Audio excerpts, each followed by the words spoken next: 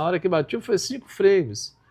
O que é a ideia do timecode? É que cada frame de imagem, porque a imagem continua sendo frame, foto atrás de foto, tenha uma referência no som igual.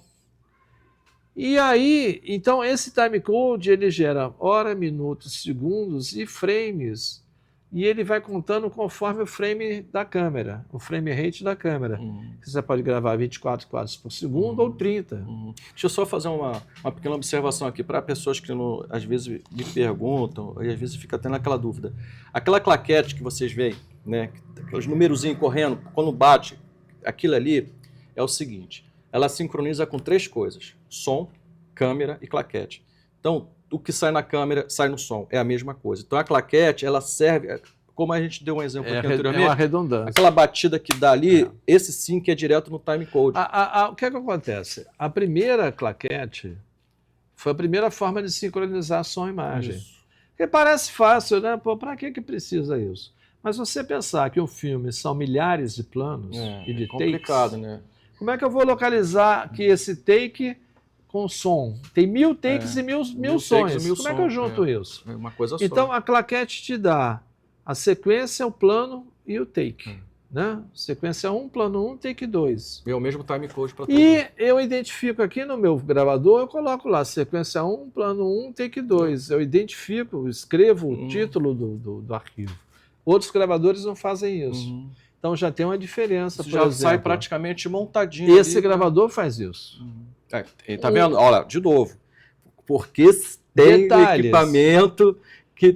Tá vendo a facilidade? É isso aí. O outro gravador coloca A123, A124. Então você já tem que ficar procurando. Tem que procurar, mais complicado. E aí a claquete, ela faz o quê? Você vem com a imagem e bate. Gravou som separado da imagem. Quando você vai editar, você vai sincronizar, você pega lá, cadê a imagem da sequência 1, plano 1, take 2? Está aqui. Então ele vem com a claquete e congela na hora que a claquete encosta, fecha a faca que a gente chama.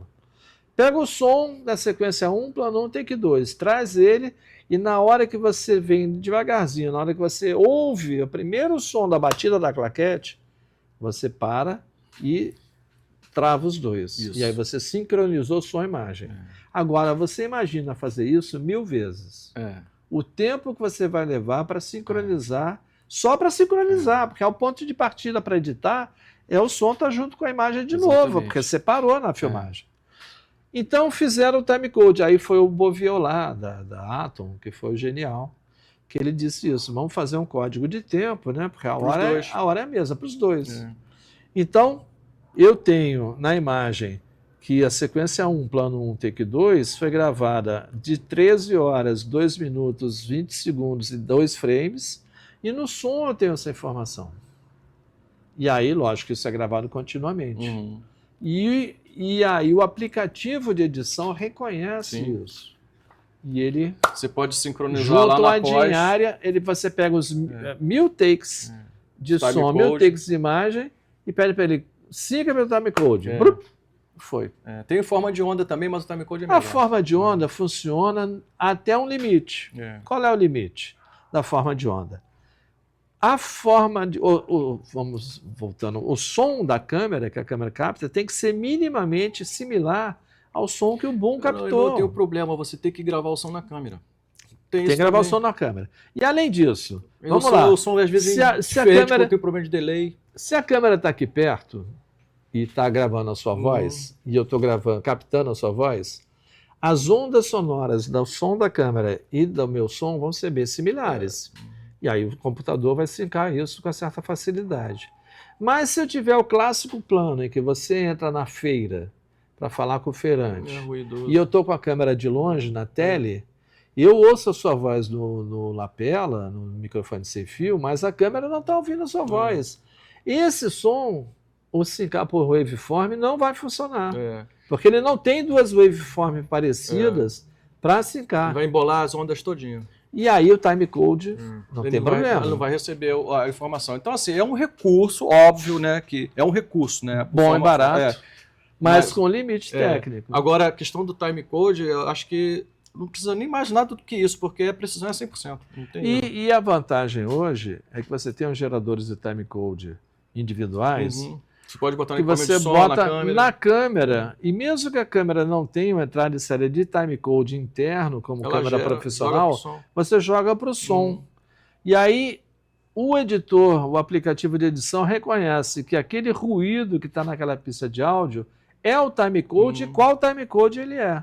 E aí ele sinca por timecode. Exatamente. Então é sensacional. Porque tudo que está se falando, que às vezes a pessoa pensa assim, por que tanto papel? Pra quê?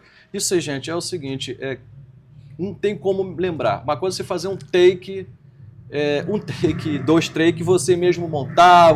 Agora imagina um universo na pós, chegar lá e receber um monte de material, você não tem noção do que se trata. Rodar uma série com 20 capítulos, 3 câmeras, 2 unidades. 3 câmeras, então, para uma câmera já é complicado, imagine mais. Então você sabe A, B, C, aí tudo timecode, tudo bacaninha, isso na pós, isso aí sincroniza. E não só isso, porque tem várias pistas de som. Então imagina só, quando você vai ingestar esse material todo, né, ele vai com 8 ou mais pistas de som, não, dependendo, né, vamos dizer. Esse gravador, ele te dá 2 opções. Você pode fazer com que cada pista de som seja um arquivo. Então, cada take gera 12 arquivos, porque ele tem 12 pistas. Mas você também pode gerar um arquivo que contém as 12, que quando entra no computador, abre as 12 pistas. Mas é um arquivo só com as 12 pistas internamente. É uma opção que você faz no formato de Wave Poly, ou Wave Mono.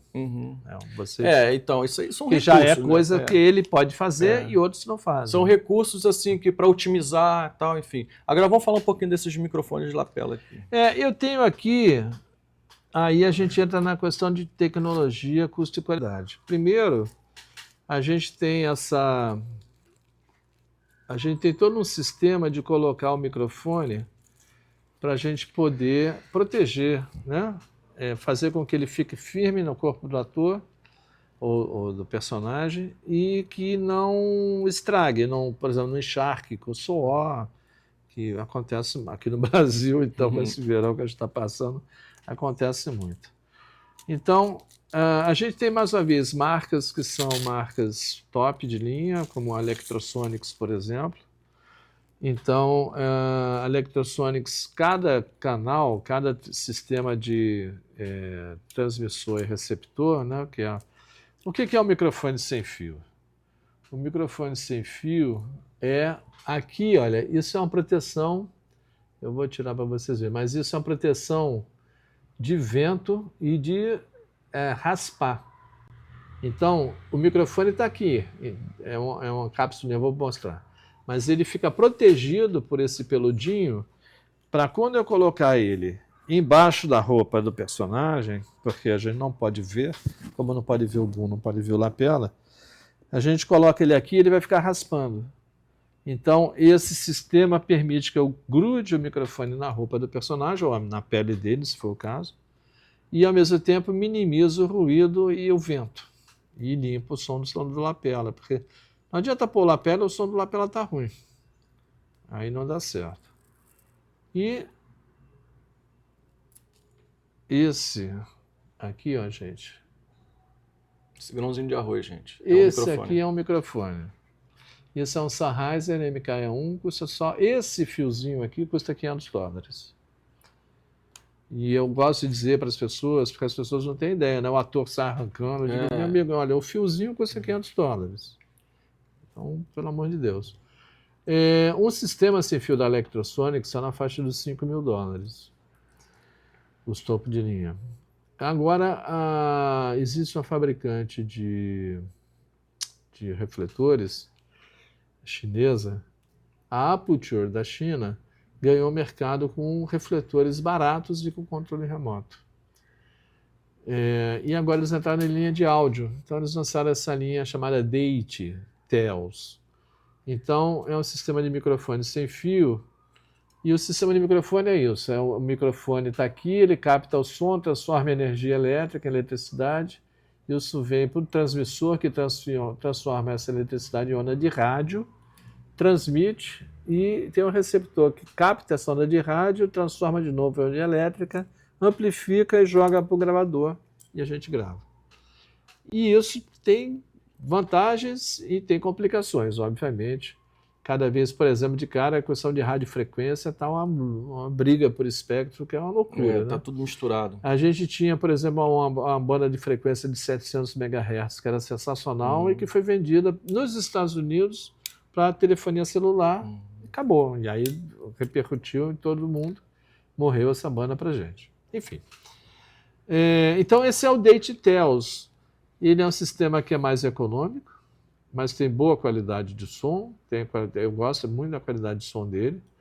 E ele tem uma vantagem. Ele tem aqui dentro ele tem um gravador. Ele grava o áudio. Você pode estar monitorando, falhou ali, mas você pode ficar com tranquilo. timecode Bom. no transmissor. Então, a gente coloca aqui, aí grava no chip aqui, no microchip. Então, cada transmissor dele está gravando o áudio individual desse lapela. E é isso que a gente falou. Se o cara entrar no carro e for embora, está gravando. Escondeu atrás da parede, entrou interferência. Você monitora, beleza, eu monitoro, sabe que deu mas um problema, se eu perder mas tá gravando, a monitoração, eu sei que ele está gravando. Então já temos aí o terceiro backup, o segundo backup. Tem uma brincadeira que a gente fala que mais um pouco a gente vai poder dispensar o gravador, porque vai com lapela e com boom que grava. Mas aí como é que fica a monitoração? É uma brincadeira mesmo. Porque tem isso, né, gente? A gente tem que ouvir o que a gente está gravando. Né? De todo caso, também existe. Isso é como se fosse um backup, né? Como se fosse um backup. É um backup. Você porque é mais garantia, prático, né? ter tudo aqui. Eu só entrego o cartãozinho do lapela se eu percebi que, no meio da fala do cara falhou a recepção. Então, eu vou dar o chip. Manda esse aqui. Que tem o chip gravando, grava em 32 bits, que é uma gravação praticamente à prova de saturar, de surpresas, né? O 32 bits, ele grava toda o range dinâmico de um som, do mais baixo possível ao mais alto possível, está gravando ali. Eu não preciso ajustar o volume dele. Os detalhes estão todos Então, ali. isso é bacana. E aqui tem o receptor. Então, aqui eu recebo 2 canais, também tem essa vantagem, são 2 em 1. É um peso a menos que eu estou carregando do que se tivesse um para cada sistema. E eu tenho um outro sem fio aqui, que no caso é um Sennheiser, que eu uso para fazer o que a gente chama o boom sem fio. Então, esse modelo é um plug-on, que a gente chama, né? Tem microfone também. E ele gera o Phantom 48 volts, que é a energia que esse microfone precisa para funcionar. E, ao mesmo tempo, é um transmissor sem fio. Então, isso permite que eu trabalhe com esse sistema do boom sem ter um fio preso nele, como antigamente. Antigamente, você tinha que ter, sei lá, 20, 30 metros de cabo preso aqui, andando no meio do set. Era uma complicação. Agora, você tem um boom sem fio. Em última instância, o boom sem fio tem um som, o melhor,